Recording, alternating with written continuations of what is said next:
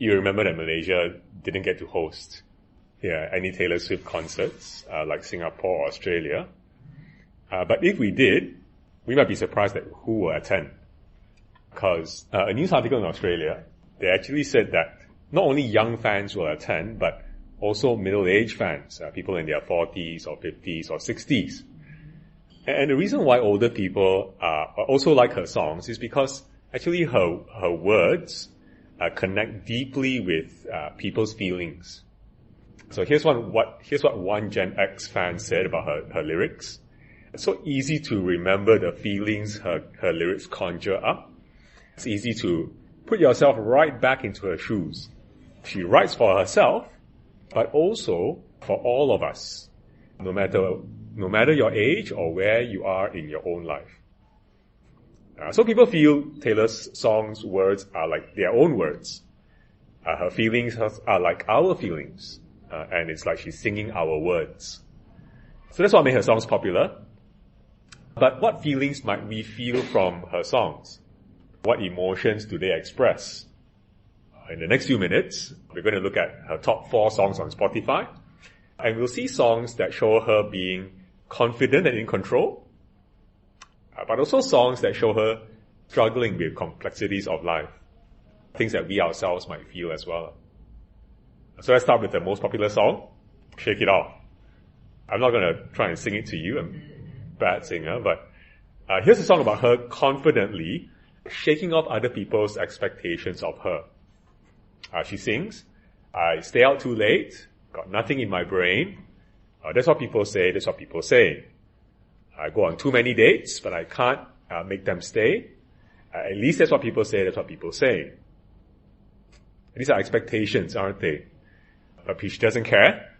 She sings, but I keep cruising, can't stop, won't stop moving.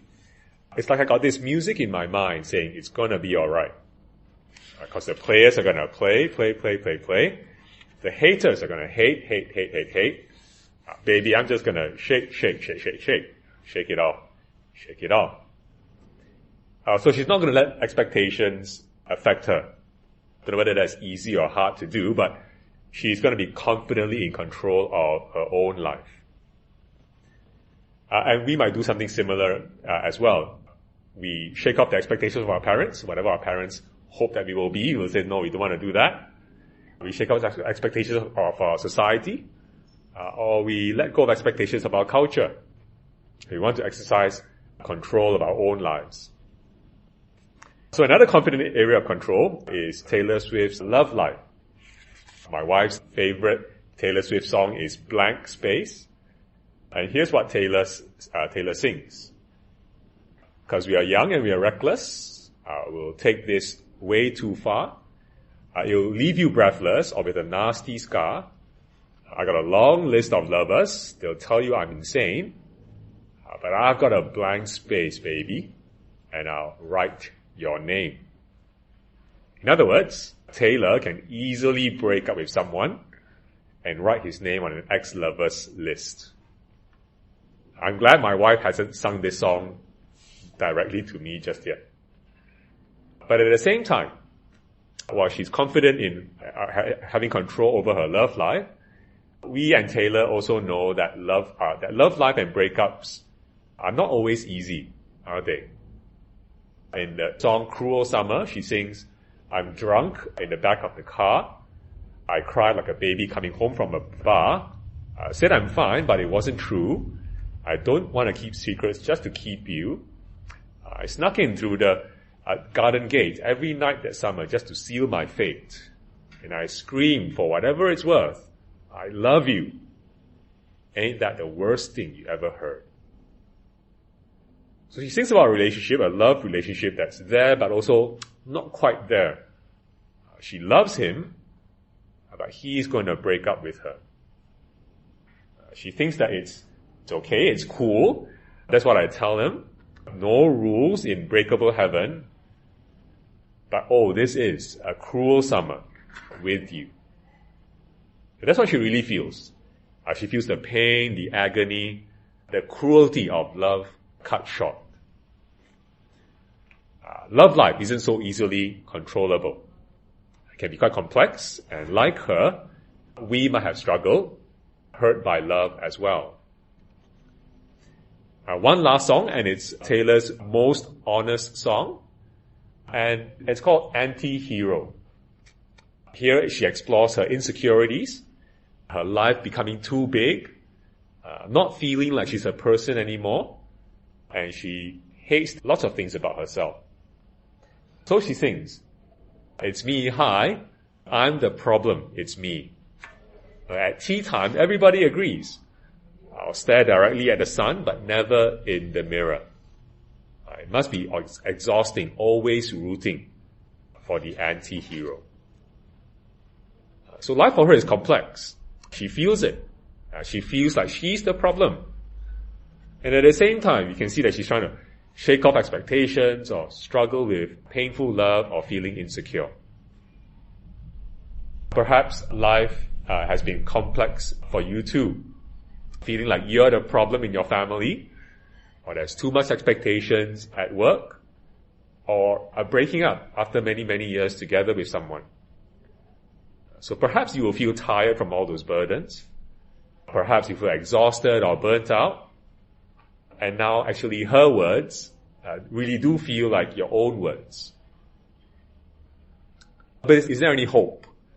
Does anyone have the answer? Who will give us peace from all this tiring and expectations and breakups and complexities? Who will give us a break? Who will give us peace? Now, in the Christian worldview, the big answer is yes, there is hope for life's tiredness. And Jesus has the answer. Listen to this invitation from him. It's recorded in the Bible in a place called Matthew chapter 11. And Jesus says, "Come to me, all who labor and are heavy laden, and I will give you rest. Take my yoke upon you and learn from me, for I am gentle and lowly in heart, and you will find rest for your souls. For my yoke is easy, and my burden is light." What's Jesus saying here? He's extending an invitation, and he's making a promise, isn't he? Who's his target audience? Target audience is all who labor and are heavy laden. These are people who are tired from life's struggles, but also tired from struggle with relationship with God. That's his target audience. All who labor and are heavy laden. What about his invitation? His invitation is, come to him. Learn from his teaching, which doesn't burden. Trust him because he's gentle and humble. His invitation is to come, learn, and to trust him. But what's his promise? What does he promise us if we do that? Well, he says he will give you rest. And you will find rest for your souls. And now this rest doesn't mean life without work or life without difficulties for Christians. Their lives will still be as hard, if not harder. But rest for our souls means peace with God. It means having a secure relationship with him. It means appreciating God's goodness. That's the Bible's idea of rest. And Jesus alone is the one that can offer this rest. Because in his greatest act of humbleness, he gave up his life for us. He died for our sake so that he can give us rest and peace with God. Taylor Swift songs are also our songs because they highlight our common struggles with life's complexities and the uncontrollable.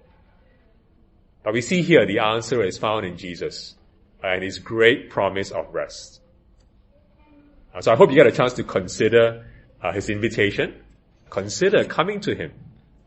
Consider learning from him and trusting in him so that you can receive rest for your soul and receive peace with God. Two more things before I stop. First, we'd like to explore further why Jesus alone gives us rest and peace with God. Let me invite you to another lunch on Sunday, this Sunday, to something called Hope Explored. There'll be lunch and videos and discussions about what the best future we can ever imagine. Hope Explored is this Sunday at lunch, so please ask me more about this. Also, if you cannot come for this Sunday's lunch, that's okay. You're welcome to investigate next Friday night, here at 8 p.m., or next Saturday evening at 5 p.m., or next Sunday here at 10 a.m. These are meeting times where Christians get together and to celebrate the Easter weekend. And actually for you, these are excellent opportunities to evaluate the importance or the significance or what is it in for us, this Jesus' death and resurrection. So please consider coming to one of these. Thank you for spending your lunch with us. Hope to see you again on Sunday.